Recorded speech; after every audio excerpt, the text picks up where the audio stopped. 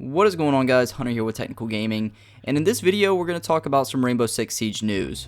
So if you're a big Siege fan, then I'd assume that you've probably already heard about some of the changes that are coming up, but if not, then let's go ahead and get you updated. So basically what's going on is a few days ago on November the 2nd, Ubisoft put out a new dev blog, which if you don't know what that is, then it's basically just this post that they put up where they discuss upcoming changes. So I'll go ahead and put this post up on screen so you guys can read it for yourselves, and if you want to check it out, then I'll also have a link down in the description. But what they titled this is Aesthetic Changes in Year 3 Season 4, and I'll go ahead and read it to you guys. We are currently working towards preparing Rainbow Six Siege for expansion into Asian territories.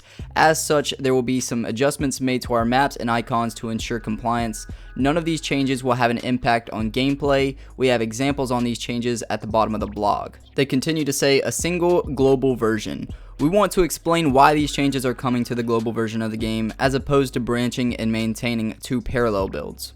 We want to streamline our production time to increase efficiency. By maintaining a single build, we are able to reduce the duplication of work on the development side. This will allow us to be able to be more agile as a development team and address issues more quickly. We want to be future-proof. Having the same people working on a singular global version of the game ensures we only need to do the work once. In addition, we can guarantee that any future changes are aligned with the global regulations that we are working towards. We will not change the core of the game. We have a commitment to ensure that the Rainbow Six Siege experience remains true to its roots.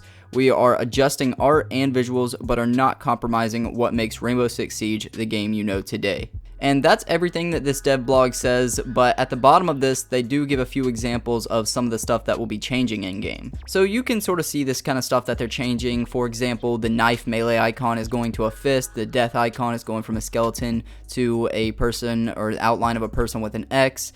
You can kind of see the sexual content, the blood environmental splatters, the gambling stuff, the skulls. I mean, they're just kind of taking out the stuff that would, for some reason, be found a little bit more vulgar. And as soon as I saw this dev blog the other day, I immediately knew that this was going to be a really controversial topic, and this is going to upset a lot of people. And it turns out that that was 100% true. There's a lot of people talking about this right now, and I wanted to give my opinions on it. So my initial reaction the very first time I read this was, this is really stupid, none of that stuff matters at all, but if they want to do it, then have fun, it's not that big of a deal. However, the more that I thought about this, the more it started to irritate me. And now my perspective has almost completely changed. So now the question is, why in the hell is Ubisoft changing a game for me and you who may live in the United States or Europe or Canada or anywhere in the world other than the Asian territories that they're talking about in the post? Specifically China, I believe, is the main one that they're working towards. But why is this? Why are we at the mercy of a government that's all the way around the world? And the simple answer is because Ubisoft is being incredibly lazy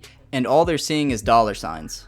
All that Ubisoft would have to do to fix this problem is to release a separate version of the game with these censorships for the countries that need it, and then region lock servers. It's really that easy, and a lot of other games that are popular around the world, they do this. But no, instead of putting in that little bit of extra time and a little bit of extra money into doing that, they're just going to make some aesthetic changes to the maps and icons, and they're going to call it a day and then try to pass this off as a good thing for us because now we're more efficient and more inclusive. Wow. But unfortunately, that's not what's really happening. The reality is that everyone else around the world playing this game is just kind of getting fucked over. Why are we having to live with the punishments of an oppressive government that has nothing to do with us? We shouldn't. And even though Ubisoft completely has the right to do this in their game, it doesn't mean that they should, and it doesn't mean that it's right. And I know for a fact that Ubisoft is already receiving a ton of backlash because of this, and I'm hoping that maybe they will change their mind about this. I'd say it's pretty unlikely for that to happen.